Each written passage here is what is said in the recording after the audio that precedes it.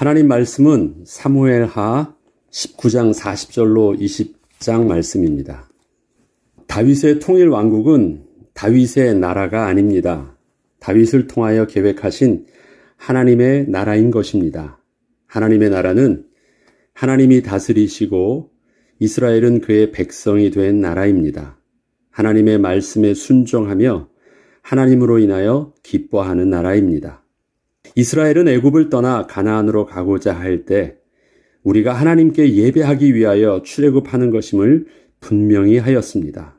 그러나 이스라엘은 이렇게 하나님의 인도하심 속에서 가나안으로 들어갔음에도 불구하고 다윗의 시대가 오기까지 이스라엘은 끊임없이 하나님을 온전히 섬기지 못했고 반복적으로 우상을 숭배하고 하나님을 잊게 되므로 계속된 실패를 끊임없이 하고 있었습니다. 그리고 하나님께서는 드디어 당신의 마음에 합한 자 다윗을 통하여 하나님께서는 하나님 나라의 모델을 삼으려 하신 것이었습니다. 우리가 사무엘서를 시작할 때 하나님께서 계획하신 하나님 나라의 모델을 우리가 다윗 왕궁을 통해서 보게 될 것이라 우리가 계획하고 계속 이 말씀을 묵상해 나갔습니다. 우리가 어느덧 사무엘하 이젠 마지막으로 끝으로 가면서 우리가 이상적으로 생각했었던 하나님 나라의 그 멋진 모습, 다윗이라면 드디어 그 모습을 보여줄 수 있는 줄 알았는데 우리가 지금 계속 보는 모습은 다윗을 통해서 기대했던 우리의 기대치와는 정반대로 여전히 사울 왕국과 다르지 아니하는 우리가 뭔가 기대한 것을 얻고자 할 때 그것과 다르지 아니한 인간의 연약함과 인간의 악함과 인간의 모든 부끄러움과 그 내면적인 그 죄성에 물들어져 있는 모습을 계속 보게 됩니다. 그러하게 우리가 기대했던 어떤 이상적인 모델의 그 기준들보다도 여전히 그것과는 전혀 상관없이 똑같은 결론들로 우리가 이끌려가고 있음을 우리는 보는데 그러한 모습 속에서 오늘 그 내용들을 함께 묵상하고자 합니다.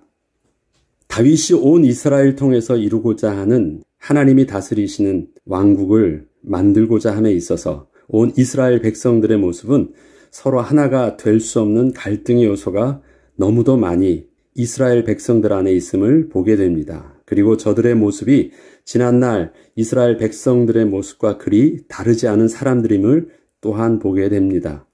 왕의 모습도 그렇고 이스라엘 백성들의 모습도 특별한 왕과 특별한 사람들이 그 시대에 있어서 특별한 왕국을 이루게 될 것이다라는 어떤 기대치와는 상관없이 왕도 다르지 않은 일반적인 우리와 성정이 다르지 않은 사람이고 백성들과 주위의 모든 정치적 상황도 다르지 않았다라는 것입니다.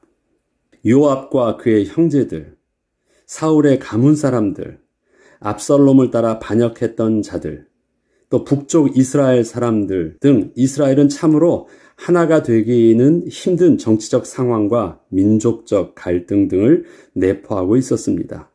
이러한 환경 가운데서 하나님께서는 다윗을 왕으로 세우셨지만 그 다윗의 왕국은 다윗의 나라가 아니라 하나님이 다스리시는 하나님의 나라라는 것을 다윗은 잘 알고 있었습니다. 압살롬의 반역 사건은 다윗을 반대하는 숨겨진 세력들에게 다윗의 왕국도 전복될 수 있다는 희망을 얻게 하였습니다. 이후에 되어지는 작은 반역들과 또 여러 가지 갈등들을 보면 압살롬의 반역의 시작이 많은 사람들에게 그러한 영향을 미쳤음을 볼 수가 있습니다. 그러나 반대로 다윗 입장에서는 자신의 왕권이 자신의 것이 아님을 분명히 깨닫게 되는 계기이기도 하였습니다. 다윗은 다시 왕국으로 복귀하면서 하나님께서 맡겨주신 왕의 직분이 어떠한 것인지 새롭게 깨닫고 새로운 출발을 하게 되었습니다. 그러나 현재 다윗의 모습은 새로운 출발을 하기에는 이제 너무 늦은 누구라도 기회가 되면 반역을 꿈꿀 수 있을 정도로 늙은 노년의 모습이었고 이스라엘의 정치적 상황은 남유다와 북이스라엘로 좀 더 갈등이 심화되고 있었습니다.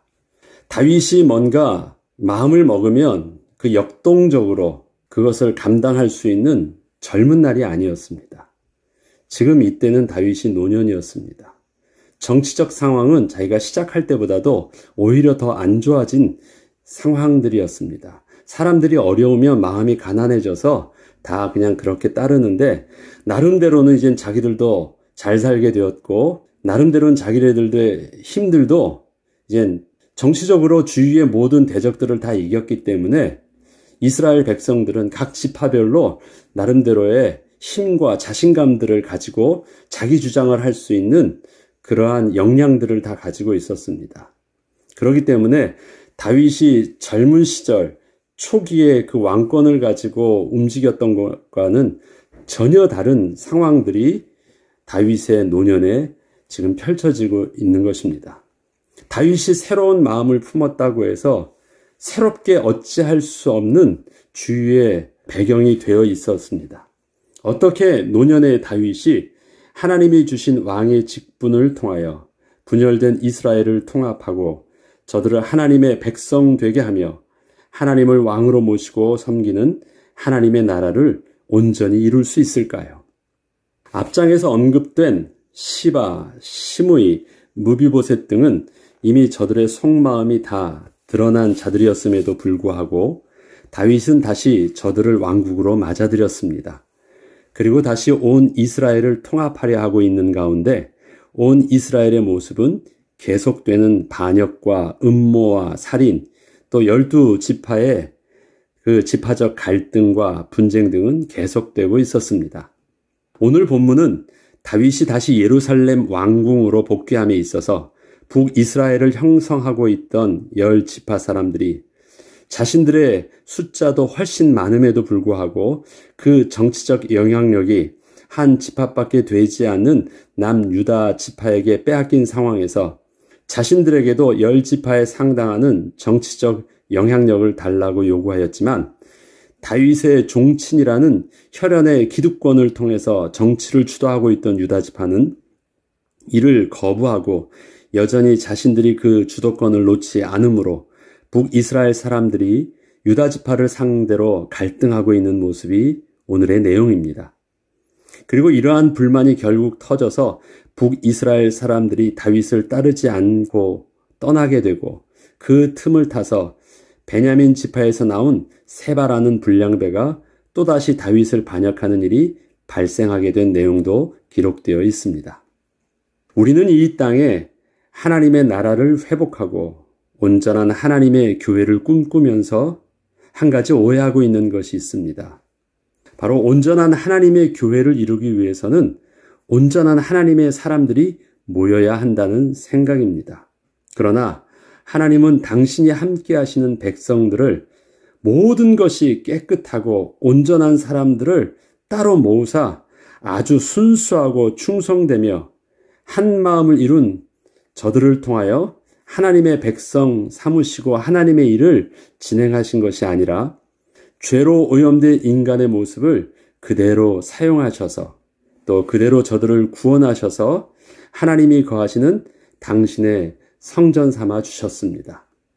바로 어제 말씀드렸듯이 하나님께서는 하나님의 백성을 부르셔서 저들을 거룩하게 하시고 그들을 함께 하시는 하나님의 교회를 이루시고 그들을 통해서 하나님이 임재하시는 하나님의 성전을 삼아 주셨는데 그 모습들이 영적인 생명으로는 하나님의 거룩한 생명을 얻게 된 자이지만 저들의 다양함 속에서는 아주 연약한 모습을 그대로 가지고 있는 가운데 저들을 하나님의 백성으로 부르셨다라는 것입니다.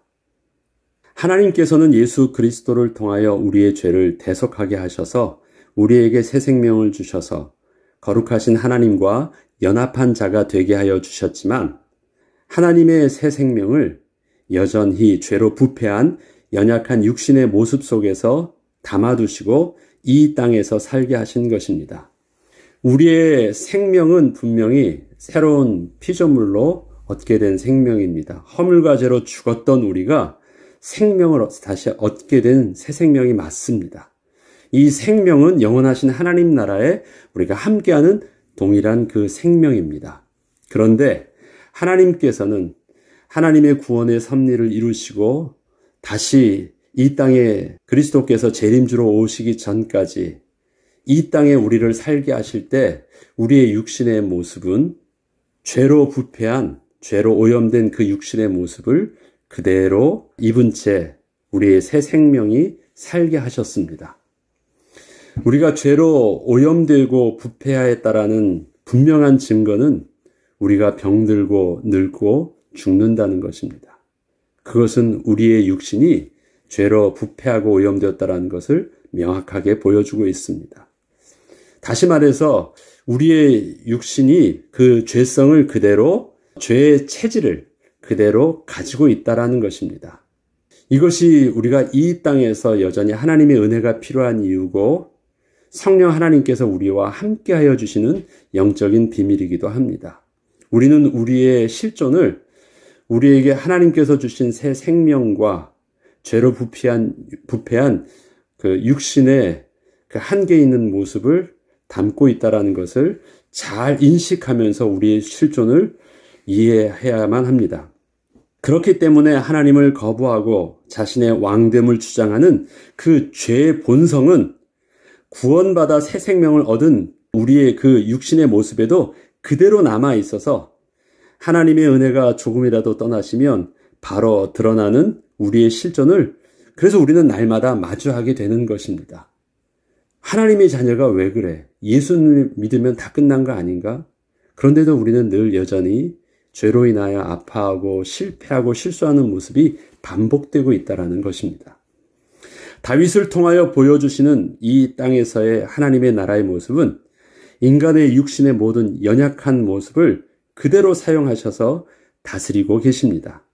하나님의 통치하심을 인간의 음모, 악함, 거짓과 속임수, 살인, 불순종이 그대로 존재하는 현장에서 하나님의 주권적 섭리를 이루어 나가고 계신 것입니다.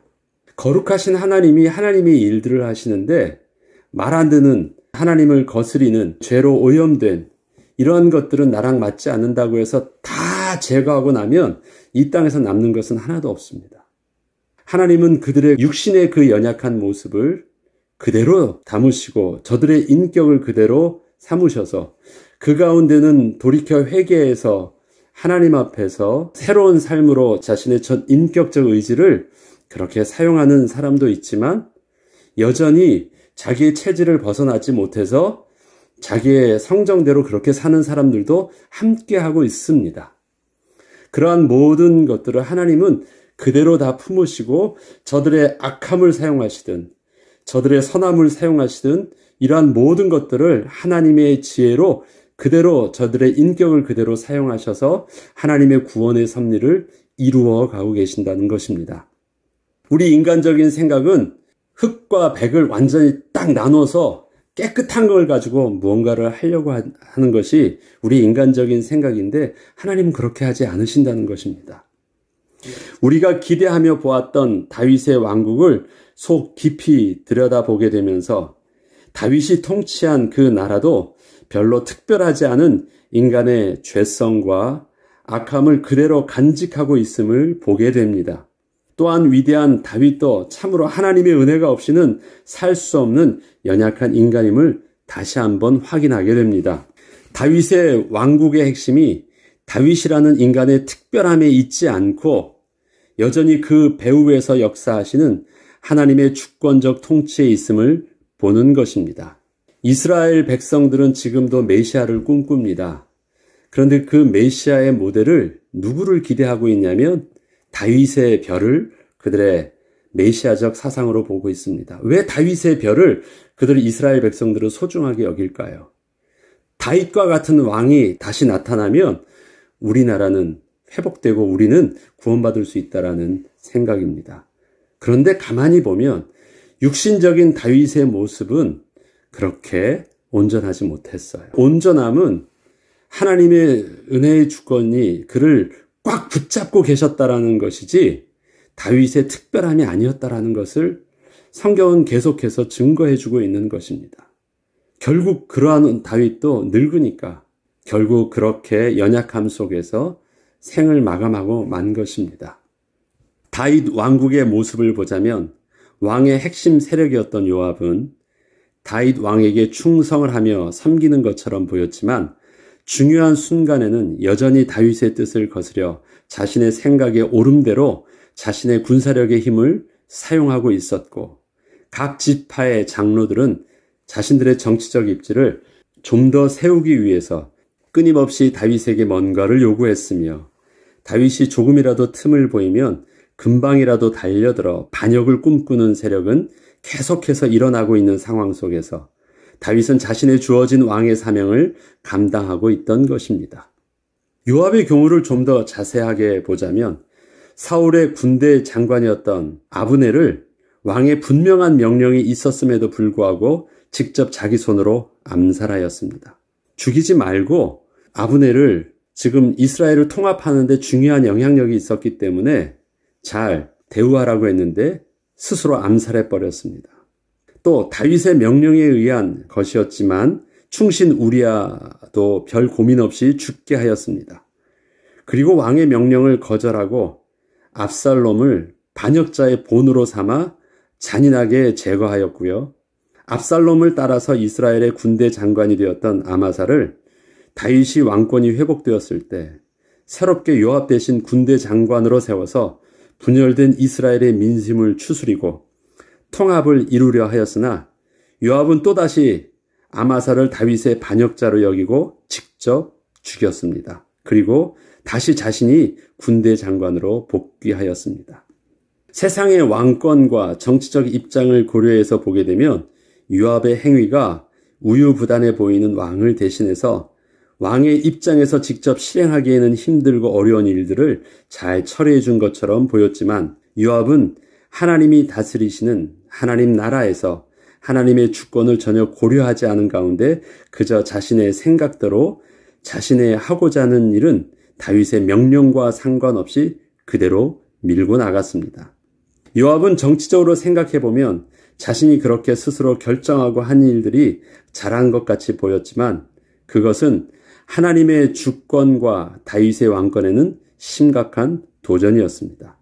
이렇듯 다윗은 요압에 의하여 자신의 왕권이 온전히 사용되지 못함에도 불구하고 요압의 그 악함은 그 악한 대로 하나님의 주권 속에서 그대로 쓰임받았습니다.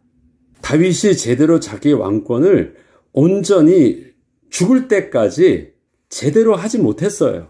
누구 때문에? 너무 막강한 정치적이고 또 군사적이고 그 행동의 결단력이 있던 그 요압 때문에 또 요압의 형제들 때문에 늘 턱턱 걸렸어요. 다윗이 죽을 때까지. 그럼 다윗이 뭔가 소신껏 자기가 할 수 있는 일들에 늘 제한을 받았다라는 것입니다. 또 다윗의 그 마음은 하나님의 주권 속에서 어떻게 해서든 해보려고 했었던 마음인데 요압이 그것을 다 막았어요. 그럼에도 불구하고 다윗의 왕국이 실패를 했느냐? 결코 그렇지는 않았습니다. 이스라엘의 전체 모든 이스라엘 왕국의 모든 왕들 중에서 여전히 다윗의 왕국은 가장 하나님 나라의 모델의 왕국으로 설 수 있었습니다. 하나님의 주권을 거부하고 하나님의 주권대로 온전히 감당치 못했던 현실이 있었음에도 불구하고 하나님의 주권은 그렇게 제한받거나 그렇게 막힌 일이 없이 하나님이 하실 일들은 악함을 악함대로 그대로 사용하시고 연약함은 연약함이 문제되지 않게 사용하셔서 하나님의 주권적 통치를 이루셨다라는 것입니다. 우리는 그것을 다윗의 왕국을 통해서 볼 수 있어야 하겠습니다. 하나님의 백성된 우리에게 있어서 삶의 관심은 하나님의 영광을 위해서 하나님의 거룩함에 반대가 되는 불필요하다는 것을 제거하는 싸움을 하는 것이 아닙니다. 지금 우리에게 주어진 만남과 삶의 현실 속에서 하나님의 인도하심에 민감하게 반응을 해야 하는 것입니다. 우리는 우리의 일평생을 나의 순수함을 지키고자 주위 사람들과 갈등을 하면서 저들의 악함을 제거하는 일에만 몰두하면서 살 수는 없습니다. 우리 인생의 모습도 우리가 하나님 앞에서 하나님의 영광을 위해서 살아야 된다고 말하면서도 하나님의 영광을 위한 삶이 뭐냐면 하나님과 반대되는 것을 제거하는 것이 하나님의 영광을 위한 삶이라는 착각을 하는 것입니다. 다윗의 나라의 모습을 보니까 다윗의 나라에 있는 신하들과 그 다음에 다윗의 나라의 통치하심을 받고 있는 백성들은 하나도 바뀌지 않았습니다. 하나님의 거룩하심을 위해서 제거하였다면 이 하나님의 이스라엘 백성 중에서 남는 자는 하나도 없었습니다. 그러하기에 정말 하나님의 백성의 관심은 순수하고 깨끗한 것을 위해서 자꾸 깨끗하게 하기 위해서 뭔가를 제거하거나 닦거나 배척하고자 하는 일이 하나님의 백성이 해야 될 일들이 아닙니다. 우리는 하나님의 인도하심에 민감하게 반응해야 된다는 것이 무엇인지를 잘 이해해야 하는 것입니다. 우리는 우리의 일평생을 나의 순수함을 지키고자 그래서 계속 주위의 사람들과 갈등을 하면서 저들의 악함을 제거하는 일에만 몰두하면서 살 수는 없습니다. 이 땅에 사는 동안 우리 주위의 현실의 모습은 결코 바뀌지 않을 것입니다. 그러나 하나님의 주권적 통치는 그럼에도 불구하고 여전히 계속될 것입니다. 하나님께서는 그러한 곳으로 우리를 거룩하신 하나님을 예배하는 거룩한 예배자요 하나님의 백성으로 부르셨습니다. 나의 삶의 어떠한 환경에도 불구하고 하나님 나라를 사모하며 하나님께 집중하는 우리의 인생에는 하나님의 풍성함으로 내 잔이 넘치는 축복을 누리게 하여 주실 것입니다. 오늘도 하나님의 주권적 다스리심의 비밀이 우리의 연약함 속에서 창조적으로 역사하여 주시길 우리는 기도해야 될 것입니다. 또 성령의 도우심 가운데 이루어지는 축복을 누리기를 우리는 기도하며 응답을 누려야 하겠습니다. 창조적 응답이라는 것은 사람들 보기에는 이러한 조건과 환경 속에서는 불가능해 보이는 현실이라는 것입니다. 그런데 그것이 문제되지 않는 하나님의 주권이, 하나님의 영광이 바로 그러한 환경 속에 부르심을 받은 거룩한 하나님의 백성을 통해서 드러나게 하여 주신다는 것입니다. 이것이 우리가 누려야 되는 창조적인 응답입니다. 오늘의 삶이 또 더 나은 내일의 삶을 기대하지만 내일은 또 다른 문제 가운데 여전히 갈등할 수밖에 없는 세상 속에 있는 것을 우리는 발견하게 될 것입니다. 그러나 그것과 상관없이 하나님의 부요함은 그러한 연약한 우리를 통해서 또 하나님의 인도받는 거룩한 하나님의 백성들을 통하여 하나님의 창조의 응답으로 하나님을 드러내 보여주실 것입니다. 하나님 나라의 모델을 꿈꾸는 우리가 가는 곳에 하나님의 주권적 통치를 인정하면 바로 그것이 하나님 나라입니다. 눈에 보이는 어떤 조건이 바뀌어져서 하나님의 나라가 아니라 하나님의 주권적 통치를 인정하는 내가 그곳에 가기 때문에 그곳이 하나님 나라가 되는 것입니다. 우리 앞에 있는 조건을 바꾸지 말고 내 자신이 바로 거룩한 하나님의 백성 되어지는 그 모습으로 우리가 갱신되어지는 은혜 가운데 하나님의 나라를 회복하는 저와 여러분 되길 주의 이름으로 축복합니다. 기도하겠습니다. 하나님, 세상이 꿈꾸는 하나님의 나라는 세상의 모든 악이 제거되어지고 세상의 모든 불손한 것이 제거되어지며 나와 반대되는 모든 것이 제거되어지는 세상입니다. 그러나 하나님께서 우리에게 말씀하시고 인도하시는 하나님의 나라는 어둠 속에 우리를 보내신 것입니다. 그리고 우리를 통해서 하나님의 거룩한 빛을 비추게 하사 그곳에 하나님의 통치가 이루어지게 하여 주신 것입니다. 하나님 아버지, 이 땅의 삶 속에서 갈등하는 것이 나의 인생이 전부가 되지 않게 하여 주시고 이러한 삶의 현장 속에서 그러함에도 불구하고 나를 통해서 하나님의 영광을 온전히 드러내 보이실 그 하나님의 인도하심에 민감한 삶을 우리가 살 수 있도록 하나님 오늘도 우리의 삶 속에 성령으로 함께하여 주시고 성령으로 충만하게 하여 주시고 주의 말씀 속에서 우리를 인도하여 주옵소서. 감사드리며 우리 주 예수 그리스도 이름으로 기도합니다. 아멘.